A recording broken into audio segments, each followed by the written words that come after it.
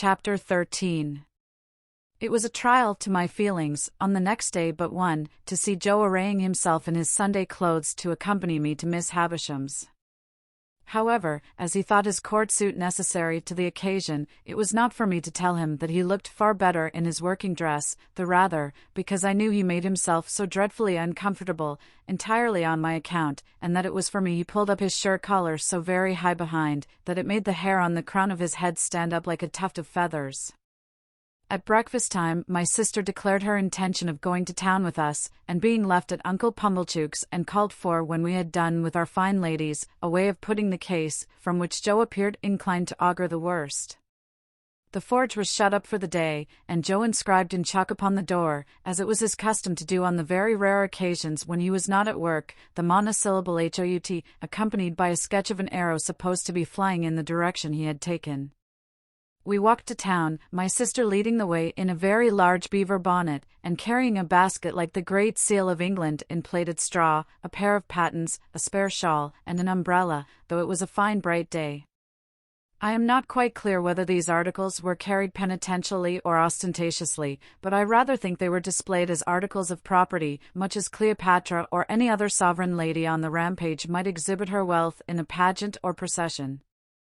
When we came to Pumblechook's, my sister bounced in and left us. As it was almost noon, Joe and I held straight on to Miss Havisham's house. Estella opened the gate as usual, and, the moment she appeared, Joe took his hat off and stood weighing it by the brim in both his hands, as if he had some urgent reason in his mind for being particular to half a quarter of an ounce. Estella took no notice of either of us, but led us the way that I knew so well. I followed next to her, and Joe came last.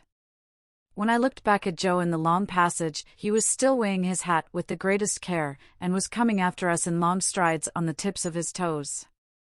Estella told me we were both to go in, so I took Joe by the coat cuff and conducted him into Miss Havisham's presence. She was seated at her dressing table, and looked round at us immediately.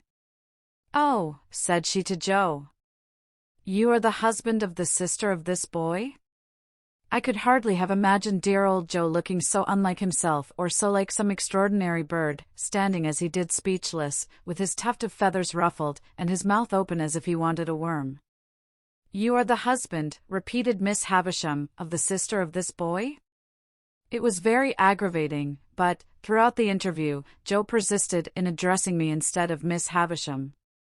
"Which I mayn't say, Pip," Joe now observed in a manner that was at once expressive of forcible argumentation, strict confidence, and great politeness, "as I hup and married your sister, and I were at the time what you might call, if you was anyways inclined, a single man."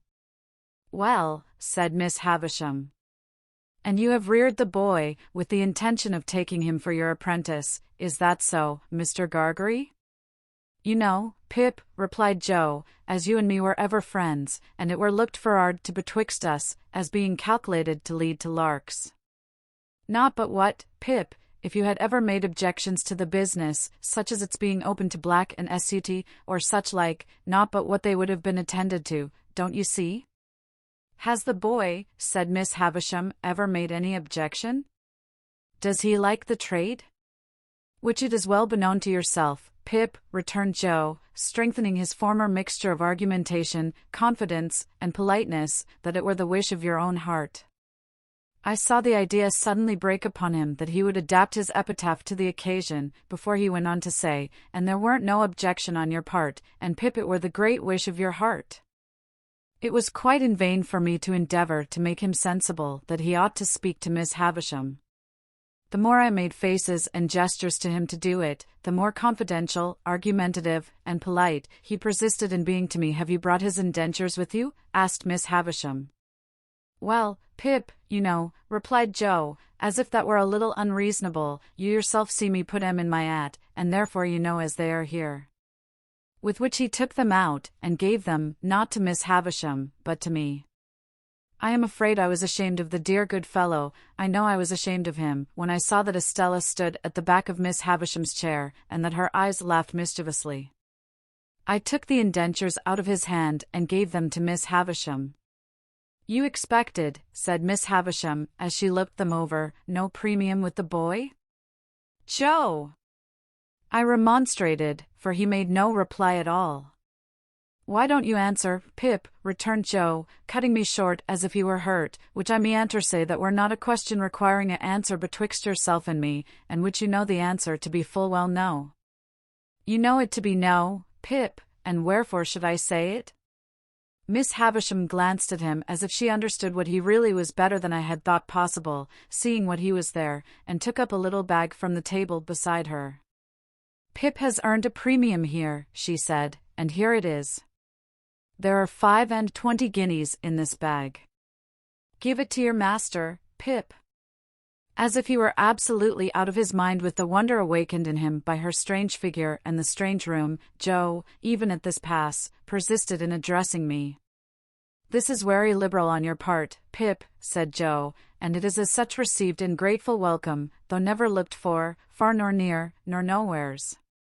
And now, old chap, said Joe, conveying to me a sensation, first of burning and then of freezing, for I felt as if that familiar expression were applied to Miss Havisham, and now, old chap, may we do our duty? May you and me do our duty, both on us, by one and another, and by them which your liberal present have conveyed, to be, for the satisfaction of mind off, them as never. Here Joe showed that he felt he had fallen into frightful difficulties, until he triumphantly rescued himself with the words, and from myself far be it. These words had such a round and convincing sound for him that he said them twice. Goodbye, Pip, said Miss Havisham. Let them out, Estella. Am I to come again, Miss Havisham? I asked. No. Gargery is your master now. Gargery! One word. Thus calling him back as I went out of the door, I heard her say to Joe in a distinct emphatic voice, the boy has been a good boy here, and that is his reward. Of course, as an honest man, you will expect no other and no more.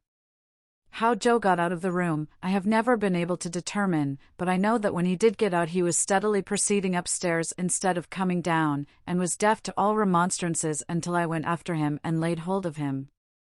In another minute we were outside the gate, and it was locked, and Estella was gone. When we stood in the daylight alone again, Joe backed up against a wall, and said to me, astonishing. And there he remained so long saying, astonishing at intervals, so often, that I began to think his senses were never coming back. At length he prolonged his remark into Pip, I do assure you this is astonishing, and so, by degrees, became conversational and able to walk away. I have reason to think that Joe's intellects were brightened by the encounter they had passed through, and that on our way to Pumblechook's he invented a subtle and deep design. My reason is to be found in what took place in Mr. Pumblechook's parlor, where, on our presenting ourselves, my sister sat in conference with that detested seedsman. Well, cried my sister, addressing us both at once. And what's happened to you? I wonder you condescend to come back to such poor society as this, I am sure I do. Miss Havisham, said Joe, with a fixed look at me, like an effort of remembrance, made it very particular that we should give her, were it compliments or respects, Pip? Compliments, I said. Which that were my own belief, answered Joe, her compliments to Mrs. J. Gargery. Much good they'll do me, observed my sister, but rather gratified too. And wishing, pursued Joe, with another fixed look at me, like another effort of remembrance, that the state of Miss Havisham's health were such as would have allowed, were it, Pip? Of her having the pleasure, I added. Of ladies' company, said Joe. And drew a long breath. Well, cried my sister, with a mollified glance at Mr. Pumblechook. She might have had the politeness to send that message at first, but it's better late than never. And what did she give young Rantipole here? She give him, said Joe, nothing. Mrs. Joe was going to break out, but Joe went on. What she give, said Joe, she give to his friends. And by his friends, were her explanation, I mean into the hands of his sister Mrs. J. Gargery. Them were her words, Mrs. J. Gargery. She mayn't have knowed, added Joe, with an appearance of reflection, whether it were Joe, or Jorge. My sister looked at Pumblechook, who smoothed the elbows of his wooden armchair, and nodded at her and at the fire, as if he had known all about it beforehand. "And how much have you got?" asked my sister, laughing. Positively laughing. "What would present company say to £10?" demanded Joe. "They'd say," returned my sister, curtly, "pretty well. Not too much, but pretty well." "It's more than that, then," said Joe. That fearful impostor, Pumblechook, immediately nodded, and said, as he rubbed the arms of his chair, "It's more than that, Mum." "Why, you don't mean to say," began my sister. "Yes, I do, Mum," said Pumblechook, "but wait a bit." "Go on, Joseph." "Good in you." "Go on." "What would present company say," proceeded Joe, "to £20? "Handsome would be the word," returned my sister. "Well, then," said Joe, "it's more than £20. That abject hypocrite, Pumblechook, nodded again, and said, with a patronizing laugh, "It's more than that, Mum." "Good again." "Follow her up, Joseph." "Then to make an end of it," said Joe, delightedly handing the bag to my sister, "it's £5.20. "It's £5.20, Mum," echoed that basest of swindlers, Pumblechook, rising to shake hands with her, "and it's no more than your merits, as I said when my opinion was asked, and I wish you joy of the money." If the villain had stopped here, his case would have been sufficiently awful, but he blackened his guilt by proceeding to take me into custody, with a right of patronage that left all his former criminality far behind. "Now you see, Joseph and wife," said Pumblechook, as he took me by the arm above the elbow, "I am one of them that always go right through with what they've begun. This boy must be bound, out of hand. That's my way. Bound out of hand." "Goodness knows, Uncle Pumblechook," said my sister, grasping the money, "we're deeply beholden to you." "Never mind me, Mum," returned that diabolical corn chandler. "A pleasure's a pleasure all the world over. But this boy, you know, we must have him bound. I said I'd see to it, to tell you the truth." The justices were sitting in the town hall near at hand, and we at once went over to have me bound apprentice to Joe in the magisterial presence. I say we went over, but I was pushed over by Pumblechook, exactly as if I had that moment picked a pocket or fired a rick. Indeed, it was the general impression in court that I had been taken red-handed, for, as Pumblechook shoved me before him through the crowd, I heard some people say, "What's he done?" and others, "He's a young un, too, but looks bad, don't he?" One person of mild and benevolent aspect even gave me a tract ornamented with a woodcut of a malevolent young man fitted up with a perfect sausage shop of feathers, and entitled "T.O. be read in my cell." The hall was a queer place, I thought, with higher pews in it than a church, and with people hanging over the pews looking on, and with mighty justices, one with a powdered head, leaning back in chairs, with folded arms, or taking snuff, or going to sleep, or writing, or reading the newspapers, and with some shining black portraits on the walls, which my unartistic eye regarded as a composition of hard bake and sticking plaster. Here, in a corner, my indentures were duly signed and attested, and I was bound, Mr. Pumblechook holding me all the while as if we had looked in on our way to the scaffold, to have those little preliminaries disposed of. When we had come out again, and had got rid of the boys who had been put into great spirits by the expectation of seeing me publicly tortured, and who were much disappointed to find that my friends were merely rallying round me, we went back to Pumblechook's. And there my sister became so excited by the 25 guineas, that nothing would serve her but we must have a dinner out of that windfall at the Blue Boar, and that Pumblechook must go over in his chaise cart, and bring the Hubbles and Mr. Wopsle. It was agreed to be done, and a most melancholy day I passed. For, it inscrutably appeared to stand to reason, in the minds of the whole company, that I was an excrescence on the entertainment. And to make it worse, they all asked me from time to time, in short, whenever they had nothing else to do, why I didn't enjoy myself. And what could I possibly do then, but say I was enjoying myself, when I wasn't? However, they were grown up and had their own way, and they made the most of it. That swindling Pumblechook, exalted into the beneficent contriver of the whole occasion, actually took the top of the table, and, when he addressed them on the subject of my being bound, and had fiendishly congratulated them on my being liable to imprisonment if I played at cards, drank strong liquors, kept late hours or bad company, or indulged in other vagaries which the form of my indentures appeared to contemplate as next to inevitable, he placed me standing on a chair beside him to illustrate his remarks.